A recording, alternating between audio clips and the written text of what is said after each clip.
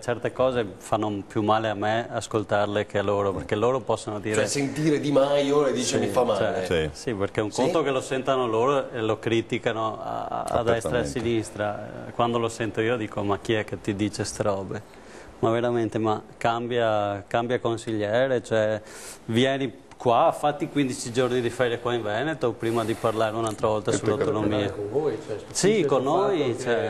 Allora, Scarabelli, posto di avermi già garantito uno degli estratti per i telegiornali di domani, perché comunque è una notizia che insomma, un grillino di questa regione dica una cosa così forte comunque sul proprio leader. Ma lui è onesto intellettualmente? È onesto intellettualmente. Cioè, sì. io prima di essere del Movimento 5 Stelle sono veneto, cioè nel senso, quindi...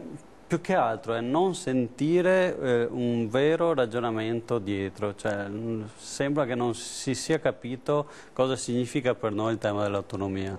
Cioè, quelle cifre, quel referendum, cioè, il nostro pilastro cardine è sempre stata la democrazia diretta. Più democrazia diretta di un referendum credo che non ci sia. Ok, poi i ragionamenti sui dettagli, non può essere una secessione, ma è impossibile che sia una secessione, cioè il percorso dettato dalla Costituzione, tutto quanto. Lo stato delle cose in Italia adesso non dipende dall'autonomia. Quando uno mi dice l'aspettativa di vita non la decide l'autonomia ad oggi, cioè se c'è più aspettativa di vita in Veneto rispetto alla Calabria, non dipende dall'autonomia, perché ad oggi l'autonomia non c'è, dipende da come vengono amministrati i soldi.